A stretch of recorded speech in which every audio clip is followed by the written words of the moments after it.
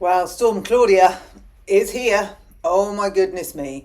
I don't like that they've named it Storm Claudia because Claudia is Claudia from the Traitors, and a wonderful thing and a beautiful creation, and this is not. Oh yes, I am wearing the same clothes I was wearing last night on the live shirt stream, whatever you want to call it. Doesn't everyone? I just thought I'd get there before somebody goes, you were wearing that yesterday. What is my jumper? It's a vintage Phase 8 from about 2015, 2016.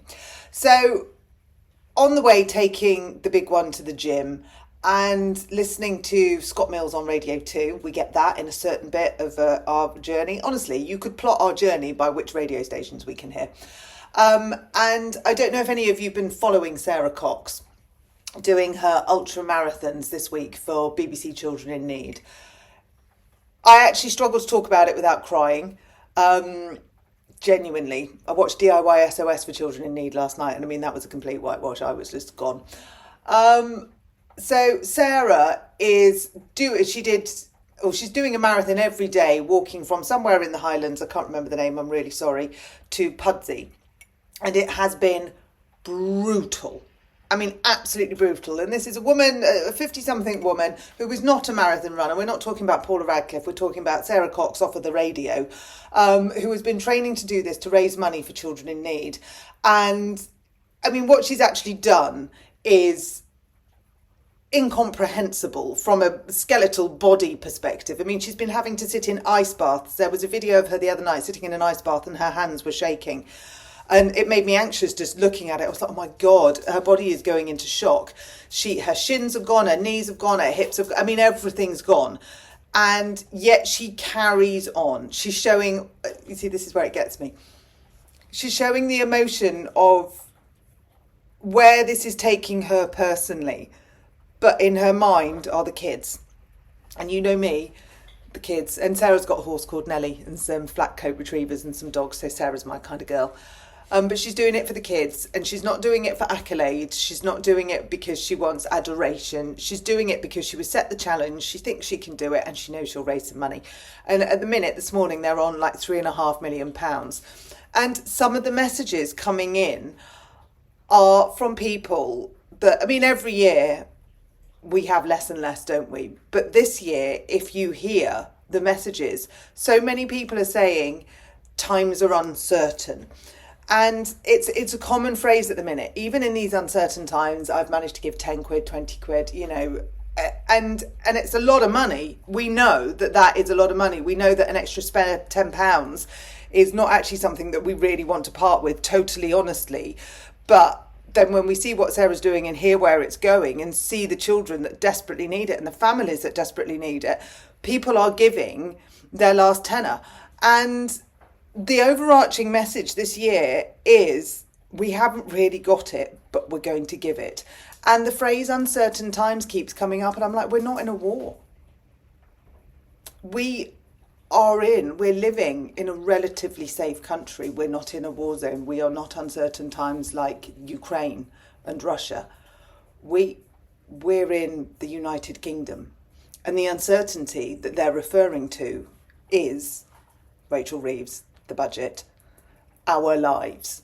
And it is spreading, it's infiltrating every single area of what we do, what we see and what we hear. Yeah, Sara Cox is being the kind of person, and the people supporting Sara are being the kind of people that we need. We don't need Rachel Reeves. We don't need Keir Starmer. We don't need any of them because they aren't in touch. They don't feel it. They don't live it. They don't know it. They don't understand what it is to give a tenner to children in need when that tenner was probably the Sunday roast.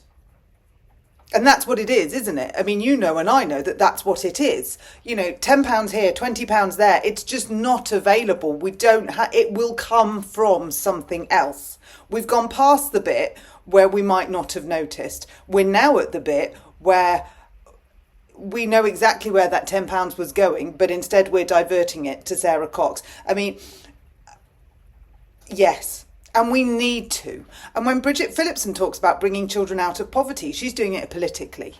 She's saying politically, what she wants to do and why she wants to do it. And the way that Bridget Phillipson is doing it is by taking away from one group and putting it into another group, so effectively making the other group that she's taking it away from closer to poverty. Sarah Cox is doing a marathon from the Highlands of Scotland to Pudsey, and people are willingly, happily donating, and they have got 3.5 million. It wouldn't surprise me if on the TV tonight we're looking at £5 million from Sarah Cox. I'll put the link on here if anybody has got an extra, £3, £5, whatever. It's worth it. But people want to give their money for children. They want to give their money to help families who need it. They want to give their money to give somebody else a bit of a better start. So when we are all categorised as the far right and the loony left and what have you, what you've got, what Sarah Cox has done beautifully, is show the UK, the population, for what we are. We care. We give. We want people to have better. We want better. We do work together. And when the Labour government talk about divisiveness, I don't see it in Sarah Cox's run. I see unity. I see people coming together for the common good because we are all the same. They are not, but we are. And if ever we needed a more stark example of what we need sitting in Westminster, this is it. I mean, I vote for Sarah Cox. Who do you want for your next Prime Minister, Anna? Sarah bloody Cox. Because she cares. And she acts on her care. She does something about it. And what she's doing about it is 5 marathons day after day after day, finishing at like 8 o'clock at night and getting up at 6 o'clock in the morning, getting in a bloody ice bath and going and doing it all again. And she's not just doing road marathons like the London Marathon. She's going uphill, down dale, through Storm Claudia. She's facing everything that could be thrown at her. She's being taken to lows I don't think she probably even knew existed. But up here all the time, she's doing it for the children. She's putting herself on the line and she's giving it every single thing she's got. And that is what we have. And they don't. So I will be donating again to children in need. My youngest isn't very well. She's in bed for the second day. So she said she's going to donate her riding lesson money. So we're going to do that today. And I sold something on Marketplace, which I'm hoping they're going to come and pick up today. And if they do, that's going to children in need as well. So if we can, we do. But we also support in ways that we might not be able to financially. But this is a massive lesson. This is a lesson that within charity, the backdrop is we don't have anything. These are uncertain times. But the forefront is that we care. And that for me is the bit that I'm holding in here. So, Sarah, I've always thought you were a legend. I've always liked you. You go. You just go. And you know that when you've done this, this is so much more than you ever thought it was. What you've done for this country, not only for children in need in the past week, you've shown up some people in establishments for who they really are. And God, I hope that people look and listen. Well done, Sarah.